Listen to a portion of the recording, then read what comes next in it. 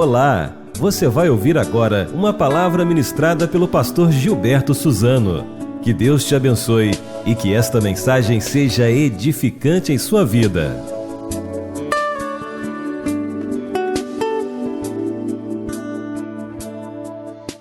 Evangelho de João, capítulo 14, versos 1, 2 e 3, nos diz assim: Não se turbe o vosso coração.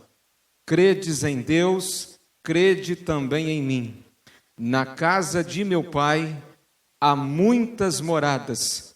Se não fosse assim, eu vou-lhe teria dito: vou preparar-vos lugar. E se eu for e vos preparar lugar, virei outra vez e vos levarei para mim mesmo, para que onde eu estiver, estejais vós também.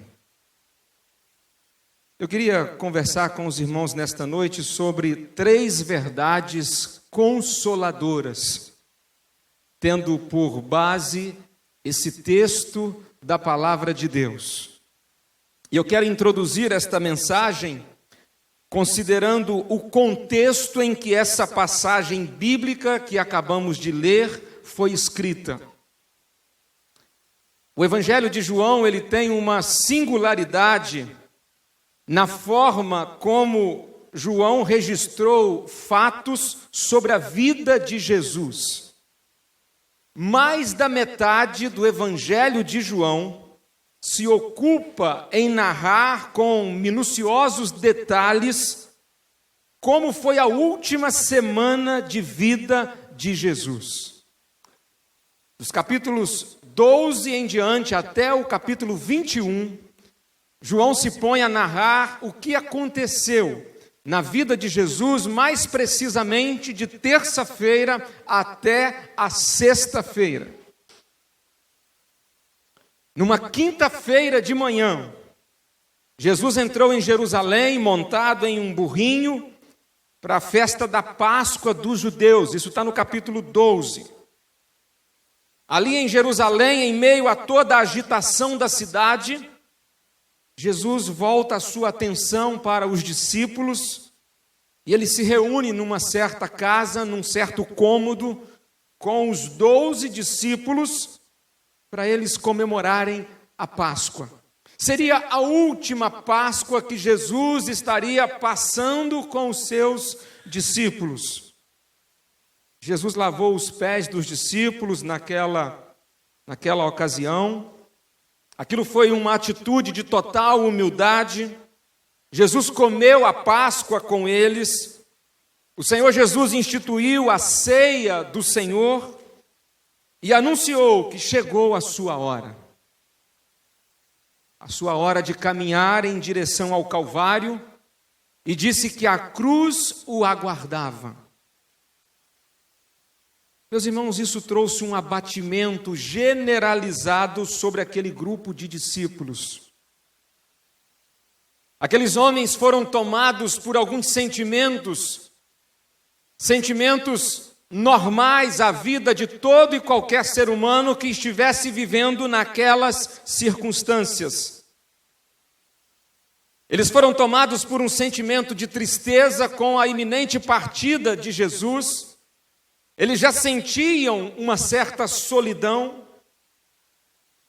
Eles também começaram a ficar desapontados e até mesmo decepcionados uns com os outros, porque Jesus acabara de dizer que um deles estaria traindo o Senhor Jesus, e eles se questionavam: como pode um de nós trair o Mestre?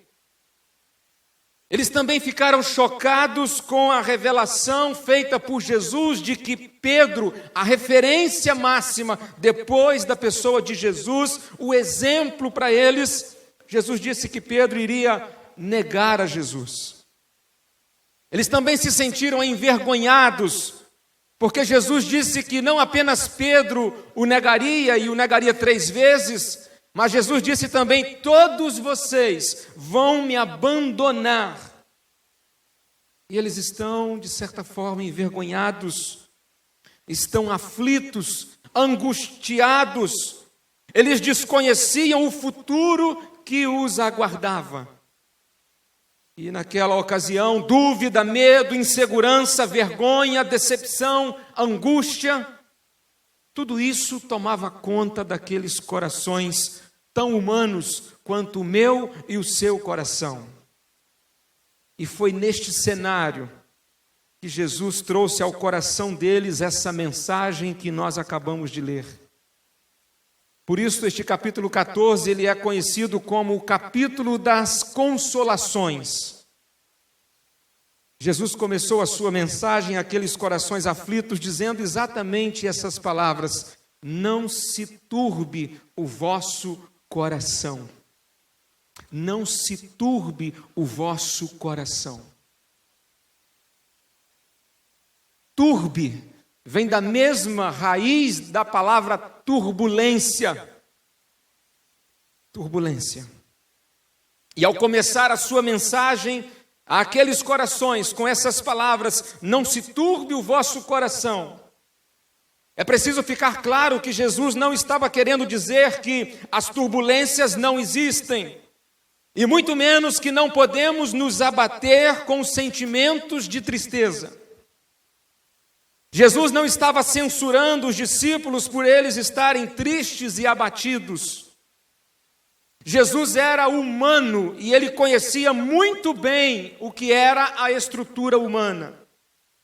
Você volta 3 capítulos atrás, no capítulo 11, e você vai ver que o próprio Jesus sentiu tristeza. Jesus foi alguém que sentiu na pele a experiência do sofrimento humano. Os capítulos 11 a 13, eles são marcados pelas emoções profundas de Jesus. Talvez em nenhuma outra parte dos evangelhos a gente encontre a natureza humana de Jesus tão real como nesses capítulos 11, 12 e 13.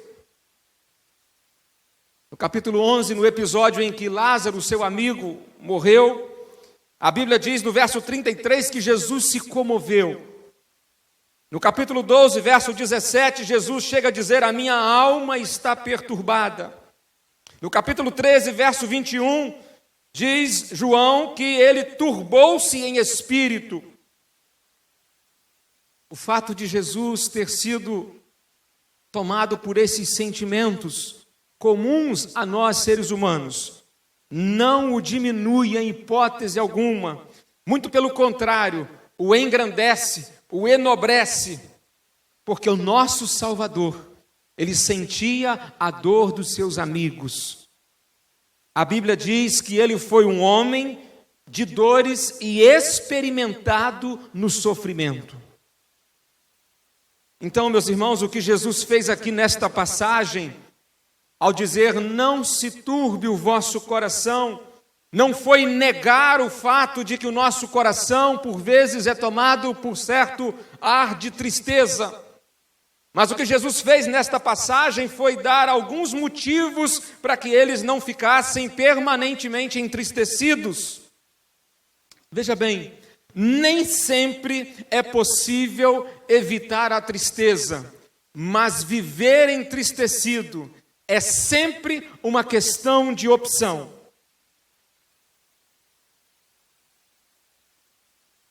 Quando eu refletia sobre o contexto desta passagem da Bíblia, esse clima de sentimentos de tristeza, vergonha, medo, insegurança, dúvida, decepção, eu comecei a perceber a semelhança que há nos sentimentos que talvez estejam tomando o nosso coração hoje, principalmente nesses últimos dias que nós estamos vivendo. Eu creio que nós temos vivido dias de muita turbulência, dias agitados, dias de desesperança. Eu diria que nem o mais desonline dos problemas atuais consegue evitar que o seu coração seja tomado em certo grau por essa ou por essas turbulências. nós vivemos dias de um sentimento de profunda tristeza. Meus irmãos, os fatos decorrentes de tudo que tem envolvido toda a estrutura da nossa sociedade são, no mínimo, desanimadores. Sentimos a tristeza por talvez não vermos chance de deixarmos um mundo melhor para os nossos filhos. Muito pelo contrário. Hoje, se eu deixar este mundo, eu deixo com um profundo sentimento de que estou deixando este mundo bem pior do que quando eu aqui cheguei. Tristeza. Todos os dias nós ficamos desapontados, ficamos decepcionados, nós não conseguimos mais acreditar em ninguém, não conseguimos mais acreditar em mais nada. Talvez o nosso sentimento seja, no que diz respeito à decepção, como daqueles 2 discípulos que voltavam para Emaús, depois de terem visto Jesus Cristo morrer na cruz do Calvário, e não ter visto ainda que ele tinha ressuscitado.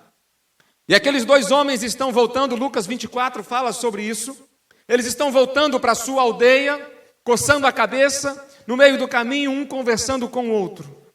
Pois é, nós que esperávamos que esse fosse o Messias de Deus, aquele que fora enviado, anunciado desde os tempos dos profetas, nós estamos decepcionados, diziam eles um ao outro.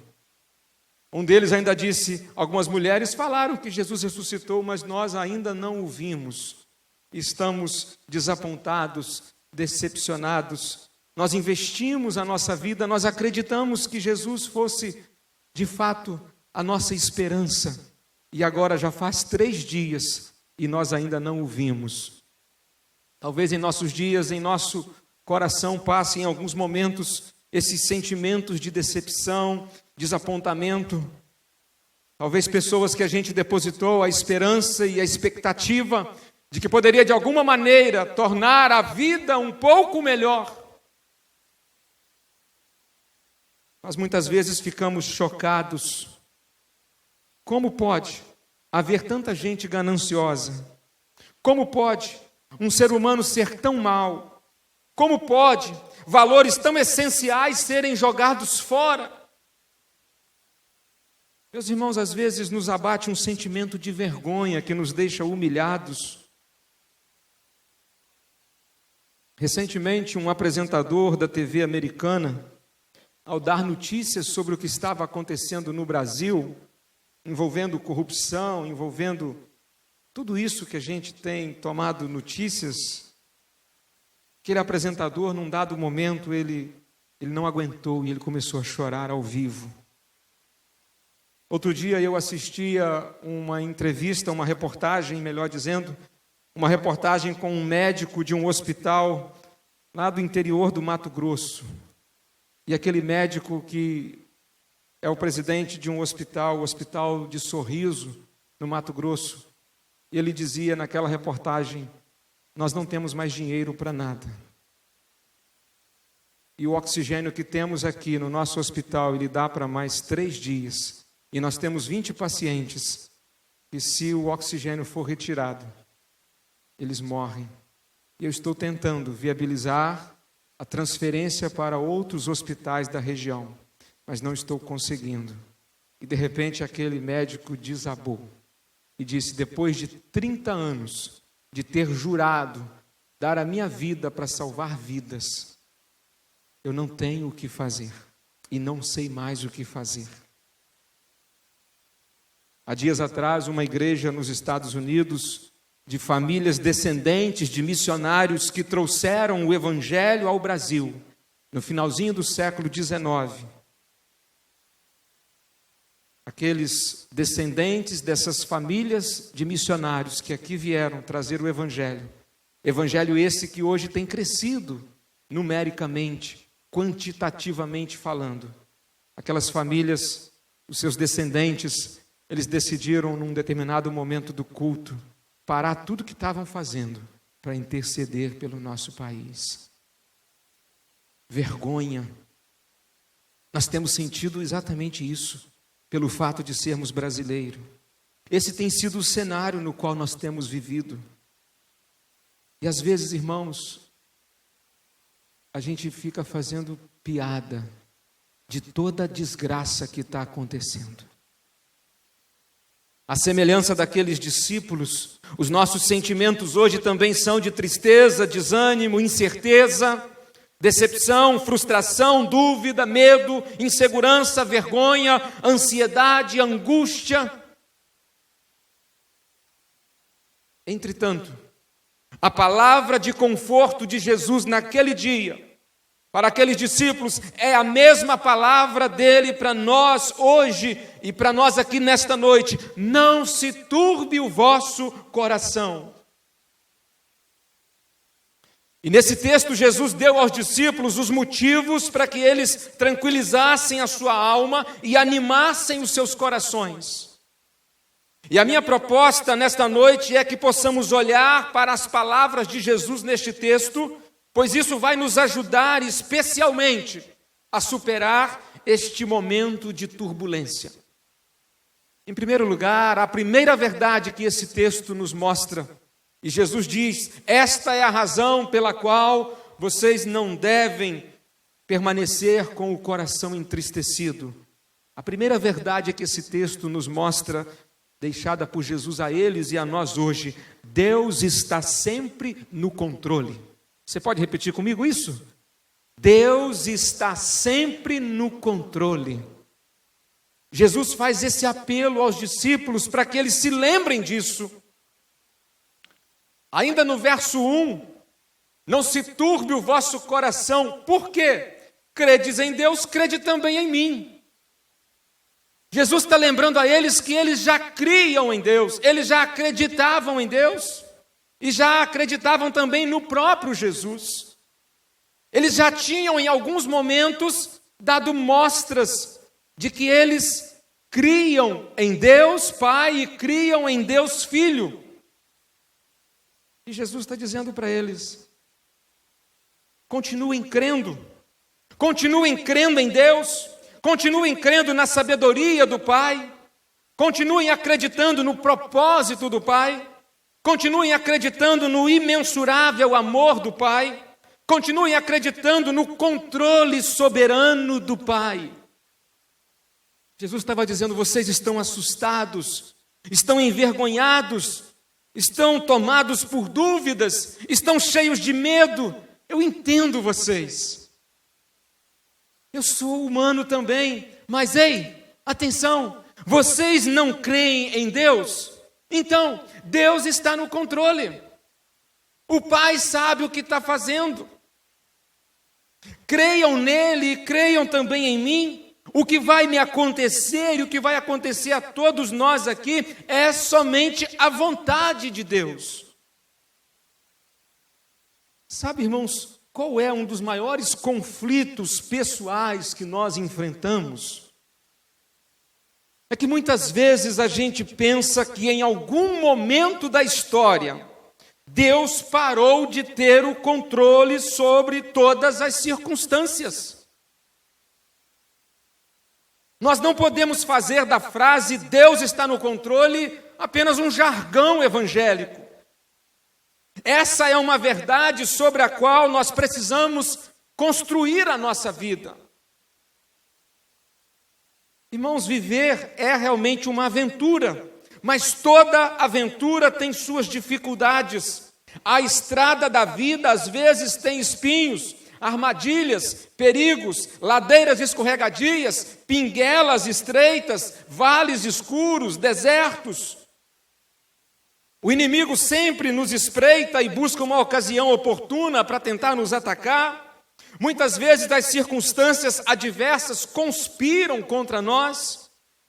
Nós somos surpreendidos, vez por outra, por tempestades que atingem a nossa saúde, atingem o nosso bolso, atingem a nossa família, atingem o nosso coração, tira a nossa paz. Muitas vezes, é verdade, enfrentamos turbulências e gememos, choramos, sentimos que as nossas forças parecem que se acabam. Parece que o sorriso, ele simplesmente desaparece de nosso rosto. Há situações em que realmente nos sentimos completamente vulneráveis diante das circunstâncias que escapam totalmente ao nosso controle.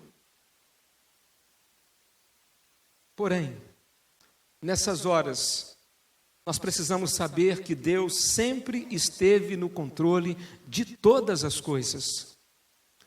As nossas piores crises não podem abalar o trono de Deus. Nessas horas, nós precisamos lembrar que enquanto o nosso coração pode até ficar turbado, Deus continua imperturbavelmente o mesmo, soberano e no controle de todas as coisas. Foi isso que Jesus quis lembrar aos discípulos logo de início. Deus está no controle. A despeito de todos os sentimentos de tristeza que às vezes pairam em nosso coração, a despeito da dúvida e da incerteza quanto a como será o futuro, nós podemos crer que Deus continua no controle. Quando nós cremos que Deus está sempre no controle de toda e qualquer circunstância, nós conseguimos descansar sob o cuidado paternal de Deus. Salmo 37, verso 5. Entrega o teu caminho ao Senhor, confia nele e ele tudo fará. Descansa no Senhor e espera nele. Salmo 23, verso 2. Deitar-me faz em verdes pastos. Quando nós cremos que Deus está sempre no controle, além de descansar sob o cuidado paternal de Deus, nós conseguimos também depender da eficaz e suficiente graça de Deus. Nós recebemos o socorro do Senhor. Salmo 121, verso 2, o meu socorro vem do Senhor, que fez o céu e a terra. Filipenses 4, 19, o meu Deus, segundo as suas riquezas, suprirá todas as vossas necessidades em glória por Cristo Jesus. A confiança total em Deus é o melhor remédio para um coração turbado. A palavra confortadora de Jesus aos discípulos foi simplesmente que eles não olhassem para a enormidade dos problemas, mas que eles olhassem para a onipotência de Deus, para assim conseguirem descansar o coração. Irmãos, que conforto há nessas palavras de Jesus. Quando a nossa vida, seja no particular, por exemplo, fugir do nosso controle, quando as coisas não saírem do jeito que a gente talvez gostaria que saísse, quando as crises nos alcançarem, quando as circunstâncias adversas se reverterem contra a nossa vida, nós podemos descansar no fato de que Deus está sempre no controle de todas as circunstâncias. E Romanos 8, 28 vai nos lembrar que mesmo quando sofremos, Deus continua no controle de tudo, nos consolando e usando todas as coisas para que elas cooperem para o nosso bem. Quando também o mundo à nossa volta parecer totalmente sem controle, nós podemos depender da eficaz e suficiente graça de Deus que mantém tudo sob controle. Nós precisamos olhar para este mundo como se ele fosse um grande navio. Um navio que está mesmo naufragando, cada dia mais e mais. Um navio que está se afundando, cada vez mais e mais. Porém, Deus continua sempre no controle. Este mundo caminha sim para a destruição.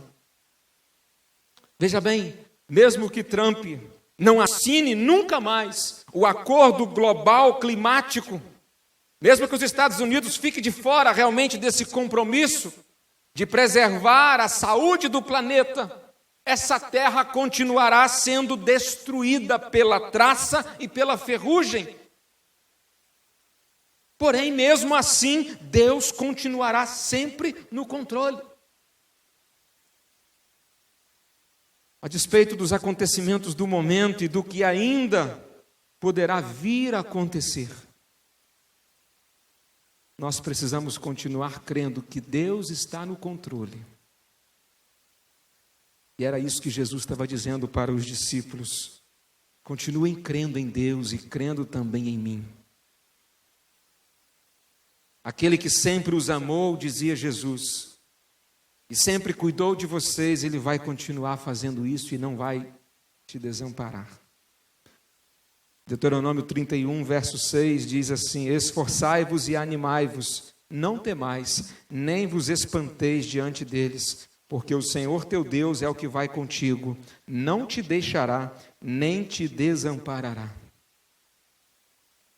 Jesus estava ensinando que nos momentos difíceis, mesmo quando os problemas pareçam insuperáveis, devemos permanecer crendo em Deus.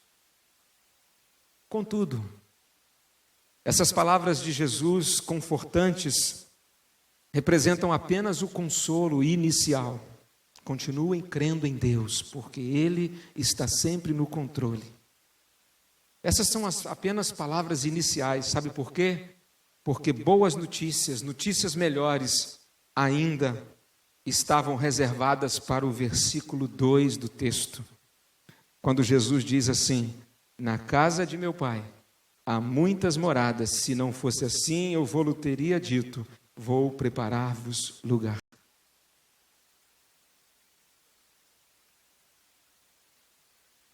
Que verdade animadora, que verdade consoladora. Jesus está dizendo no verso 2, gente, o céu é de verdade.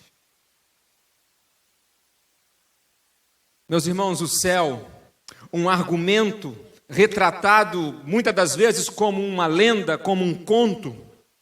O céu, uma teoria de grandes debates no tempo da filosofia grega.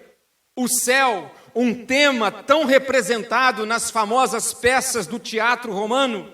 O céu, uma arte pintada nas telas dos artistas. Jesus revela neste verso 2 que o céu não é um conto, o céu não é uma lenda, o céu não é um conceito teórico, o céu não é uma dramaturgia romana, o céu não é uma arte pintada numa tela. Jesus diz com todas as letras: o céu é de verdade.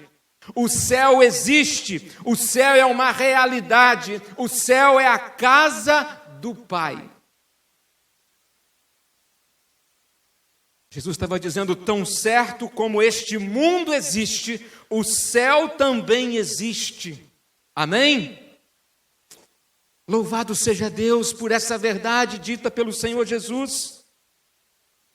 Jesus sabia que o que estava afligindo a alma dos discípulos era o pensamento que eles tinham focado nas coisas terrenas.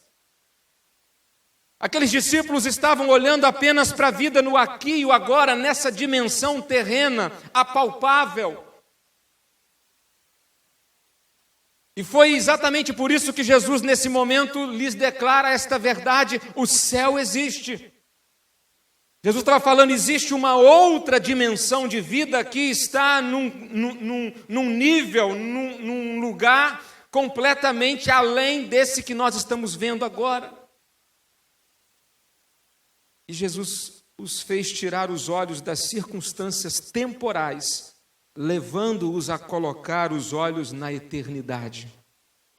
Jesus estava dizendo: olha, se vocês pudessem ver o que aguarda vocês depois da morte, se vocês pudessem sentir um gostinho da eternidade, vocês não iriam acreditar.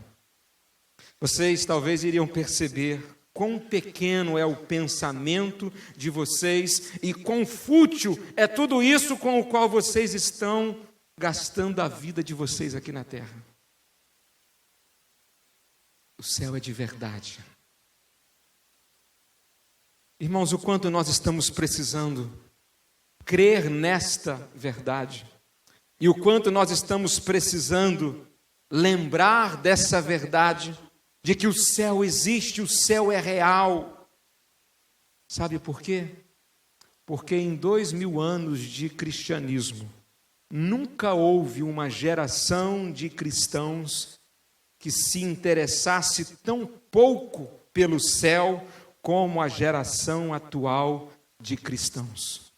Nós pensamos muito pouco ou quase nada sobre o céu. Não cantamos mais sobre o céu. Não pregamos mais sobre o céu. Não lemos mais sobre o céu. Não lembramos mais do céu. Não falamos mais do céu. Isso porque, de alguma maneira, nós estamos com a nossa vida muito compenetrada nesta vida terrena. Você pode perceber que no dia a dia da vida, talvez seja um percentual muito mínimo de que nossa fala dê evidência de que a gente pense alguma coisa sobre o céu. Não estou dizendo, irmãos, que a gente deve viver alienado da vida presente, da vida terrena, apenas sonhando com o futuro, com a eternidade. Absolutamente que não. Mas precisamos urgentemente deixar de pensar um pouco nas coisas dessa terra para contemplar as bênçãos maiores do céu. É tempo de voltar a sonhar mais com o céu. Porque é quando olhamos para a eternidade, é quando olhamos para a casa do Pai, que nós encontramos um novo sentido para a nossa vida. Porque nós passamos a ver o mundo de hoje com outros olhos, quando nós passamos a contemplar o céu como sendo algo de fato que existe. Este mundo, ele é passageiro. Um poeta cristão escreveu: a graça me acalma, a vida alegra a alma, o céu é o meu país, aqui só de passagem, vou prosseguir viagem, por hora estarmos aí no céu. Não podemos nos esquecer de que nós somos peregrinos neste mundo. Peregrinos. Somos forasteiros. Nós estamos aqui de viagem. Nós estamos aqui de passagem. Alguém disse que o homem, ele é um embrulho postal que a parteira despachou para o coveiro. Diga para quem está perto de você aí, nós somos um embrulho, uma encomenda, que a parteira despachou para o coveiro. Nós precisamos voltar a pensar mais no céu para nos apegar menos à terra. O céu é o lar do nosso Pai Celestial. O céu é o lar onde estaremos para sempre com o Senhor Jesus. O céu é o nosso lar, doce lar. Eu me lembro de um hino que cantávamos há uns tempos atrás, não vou dizer antigamente. Aquele hino dizia assim: aqui no mundo eu conheço muitos lares, mas nenhum deles é igual ao meu. Quando me lembro do meu lar, sinto saudade, porque meu lar Cristo já fez lá no céu. Talvez aqui nesta terra você não vai conseguir experimentar um lar que lhe proporcione felicidade plena. Talvez aqui nesta terra você se frustre um pouco com o que signifique viver dentro de um lar, num contexto de uma família. Mas eu quero te dizer que se você tem Jesus em seu coração, você está caminhando para viver num lugar onde você vai conhecer o que é um lar perfeito, o lar celestial. O céu é onde nós teremos o nosso nome escrito num livro, no livro da vida. O céu é onde teremos a nossa verdadeira herança. O céu é onde reside a nossa verdadeira cidadania. D.L. Moody, o maior evangelista da história do cristianismo, ele disse: dentro de pouco tempo vai correr a notícia que Moody morreu. Não acreditem, Moody apenas terá mudado de endereço. A lembrança, meus irmãos, de que o céu é de verdade, ela influencia e muito os nossos valores. O primeiro-ministro da Inglaterra, há alguns anos atrás, ele disse que quando deixamos de pregar a respeito do céu, nós estamos deixando de pregar sobre os valores que realmente devem nortear a nossa vida. E concluiu ele: isso leva à decadência moral de toda e qualquer sociedade. Epa, será que não estamos pregando pouco sobre o céu?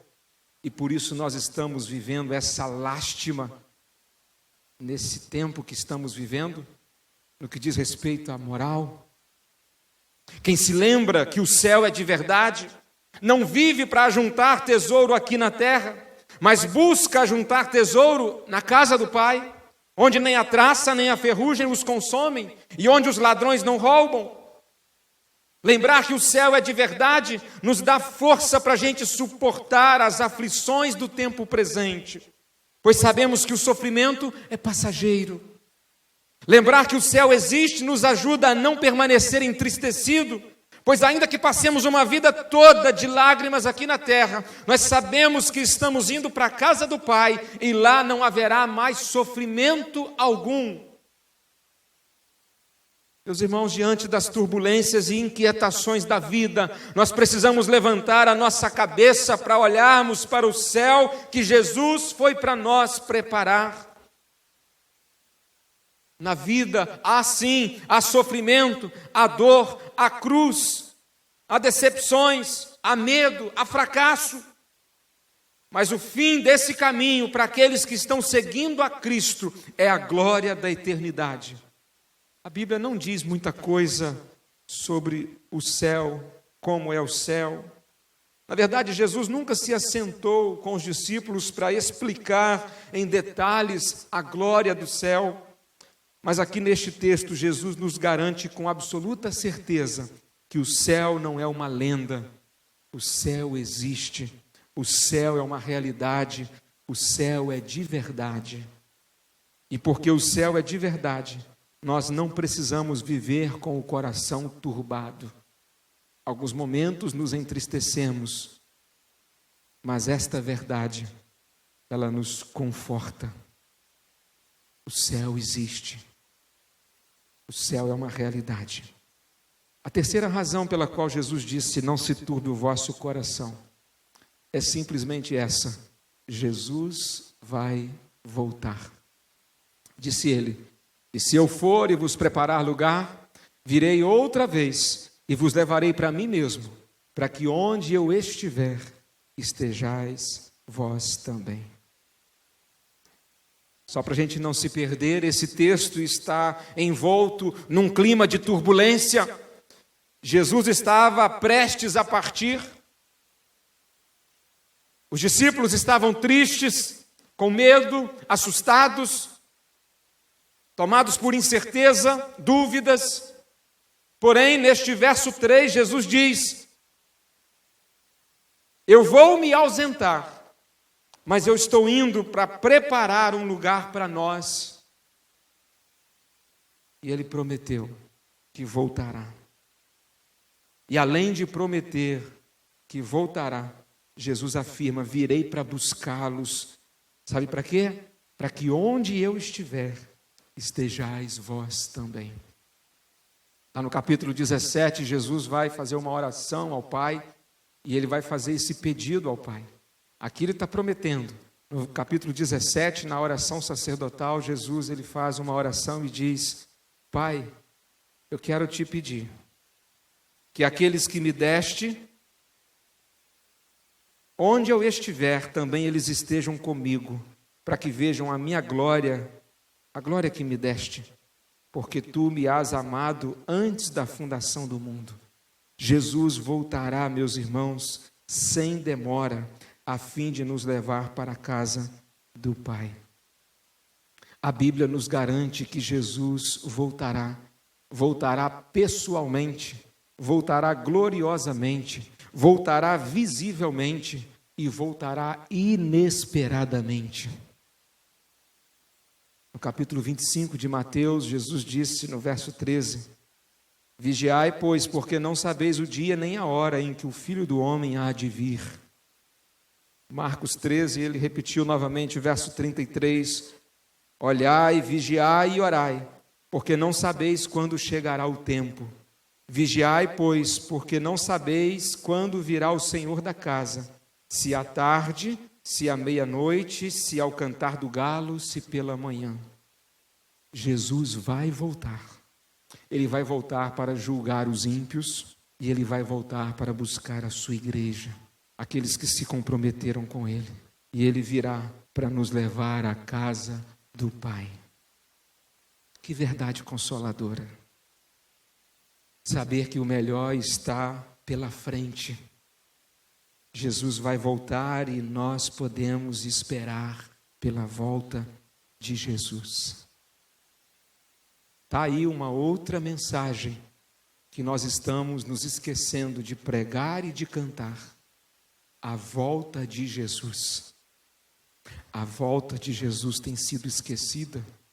Não conversamos mais sobre isso. Não nos lembramos mais disso. Não seria pelo simples fato de que isso frustraria talvez os planos e sonhos que nós temos tido para a nossa vida? Será que você se sentiria feliz, alegre com o fato de Jesus voltar hoje? Talvez no momento que você tem tido grandes planos para a sua vida, grandes sonhos, alvos. Será que esses alvos, esses sonhos, esses planos, esses projetos de vida, será que eles contemplam a realidade do céu? Não seriam eles, talvez, muitos voltados para a vida terrena? Meus irmãos, nós temos hoje em nossa cidade um seminário teológico batista que completou seus 30 anos. E eu tenho ficado encabulado com o seguinte fato. Esse seminário, para seu conhecimento, ele está prestes a fechar as portas. Sabe por quê? Por falta de alunos. Que explicação nós damos para o fato de que 15 anos atrás nós tínhamos talvez a metade de crentes, de evangélicos que temos hoje, e tínhamos alunos, pessoas interessadas em servir a Deus num ministério específico e se dispondo a responder a um chamado de Deus? Que explicação nós temos para o fato de que hoje nós temos mais do que o dobro de evangélicos de 15 anos atrás? Estou falando aqui da nossa realidade, da nossa cidade. E hoje não termos mais pessoas respondendo ao chamado de Deus. Será que a nova geração que está vindo atrás de nós, será que ela não está muito apegada às coisas dessa terra? E esse negócio de céu e volta de Jesus, isso virou assunto deletado daquilo que se acredita? A Bíblia diz que Jesus vai voltar um dia. E talvez isso não demore muito. Talvez não dê tempo de você terminar o seu curso que você está pretendendo fazer. A casa que você talvez está empreendendo comprar, talvez não dê tempo de você concluir. Jesus está voltando. Os sinais da sua vinda mais se mostram cada vez. Esta verdade deve nos consolar diante de um tempo trágico como esse que nós estamos vivendo. Eu quero concluir esta mensagem pastoral com uma pergunta: como está o seu coração? Como é que está a sua alma? Seja por uma circunstância pessoal ou pelas circunstâncias do cenário que estamos vivendo, será que o seu coração tem sido tomado em certo grau por tristeza, por desânimo, por incerteza, por decepções, frustrações, dúvidas, medo, insegurança, vergonha, ansiedade, angústia? Será que esses sentimentos têm invadido o seu coração? Eu não sei o seu, mas eu digo pelo meu. Sim, sentimentos assim por vezes têm entristecido o meu coração. Mas Jesus tem me dito e nos diz nesta noite, através deste texto da palavra de Deus: não se turbe o vosso coração, não permaneça entristecido. Há razões para não continuar tristes, e as razões são essas: Deus está no controle, em todas as circunstâncias. Outra razão: o céu é de verdade. Jesus foi preparar-nos um lugar lá. Terceira razão: Jesus vai voltar, e quando Ele voltar, Ele nos levará para morar com Ele no céu. Esta mensagem deve encher o nosso coração de consolo.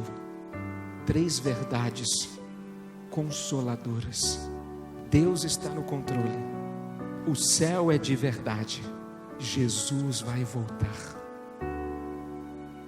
Meus irmãos, a palavra de Deus é viva e eficaz, e se nós permitirmos, não as palavras que eu disse, não aquilo que eu disse, mas aquilo que este livro nos ordenou a ler, estas palavras podem produzir vida em nossa vida, pode nos fazer sair daqui dentro de alguns instantes com um novo rumo para a nossa vida, com um novo foco. É isso que Deus deseja. Mas quem sabe o seu coração não tem sido tomado por turbulências, angústia, tristeza. Talvez você esteja hoje vivendo momentos assim como aqueles discípulos, um coração turbado, um coração triste, um coração que precisa do consolo e do conforto do Senhor nesta noite. E o que eu convido você é para que você permita que esta palavra de Deus invada a sua alma e tome o seu coração, para que você possa ser consolado e confortado pelo Senhor. Queria convidar você a ficar em pé, se você puder, e nós vamos cantar uma canção que diz que todas as coisas cooperam para o bem daqueles que amam a Deus. Você crê que todas as coisas cooperam para o bem daqueles que amam a Deus? Sim? Queria convidar você para cantar comigo esta canção que diz isso: todas as coisas cooperam para o bem. Eu sei que sempre estás comigo, Senhor.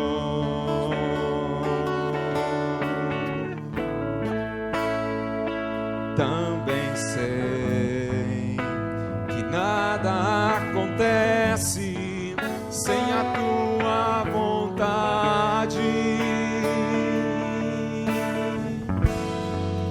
mas preciso aprender a confiar em ti, mas preciso aprender a descansar em ti. Tu és meu Senhor,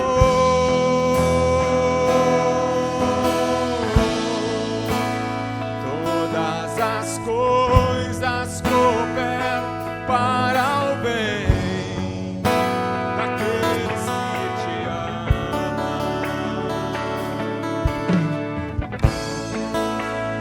Todas as coisas cooperam para o bem daqueles que te amam. Declare: eu sei que sempre, eu sei que sempre estás comigo, Senhor.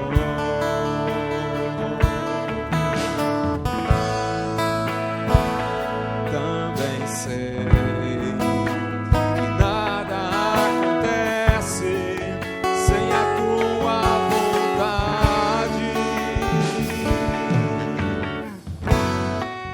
mas preciso aprender a confiar em ti, mas preciso aprender a descansar em ti. Tu és meu Senhor,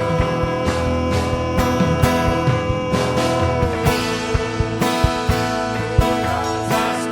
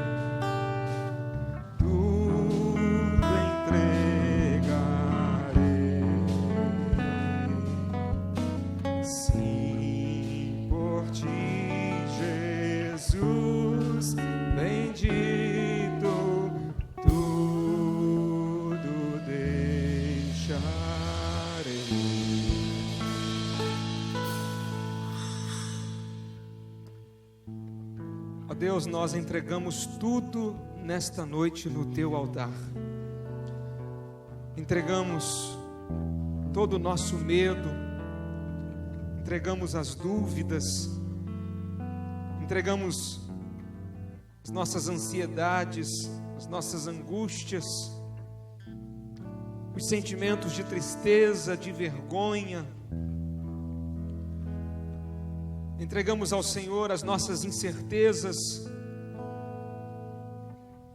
e colocamos tudo isso, ó Deus, em Tuas mãos, porque a Tua palavra nos ensina a fazer isso, a lançarmos sobre o Senhor toda a nossa ansiedade, porque o Senhor é quem tem cuidado de cada um de nós. Verdadeiramente os dias são maus. Ao olhar para este mundo, para a vida terrena, nós não vemos muitas perspectivas. Deus, a esperança, ela está apenas em Ti. Mas a Tua palavra nos revela que o Senhor não tornará essa terra num paraíso, porque o Senhor Jesus foi preparar um lugar muito melhor do que este aqui, um lugar aonde não haverá mais lágrima, não haverá mais dor, não haverá mais sofrimento.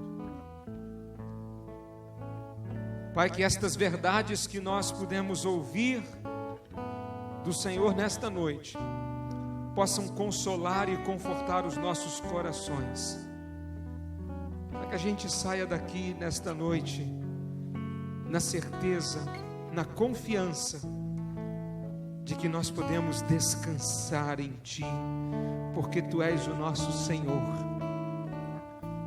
Ó Deus, nós nos frustramos e nos decepcionamos com tantas pessoas, com tanta gente, mas o Senhor não nos decepciona jamais. O Senhor não nos abandona. O Senhor está conosco. E nós cremos que mesmo que as coisas nesta vida terrena possam piorar, mas com o Senhor junto de nós, nós continuaremos esperando pela volta de Jesus. Pai, que esta esperança possa reger os valores da nossa vida, que a gente possa voltar a sonhar mais com o céu, que a gente possa voltar a cantar mais sobre a volta de Jesus. Como precisamos disso, Senhor. Que o céu seja parte das nossas conversas diárias, que a gente se desapegue um pouco desta vida terrena, para vivermos numa dimensão pela vida eterna. Muito obrigado, Senhor, por esta palavra. Que o nosso coração possa sair daqui tomado por este consolo e por este conforto. Oramos agradecidos no nome de Jesus. Amém e amém. Que Deus te abençoe e que você tenha uma boa semana, uma semana debaixo da bênção do Senhor. Em nome de Jesus. Amém.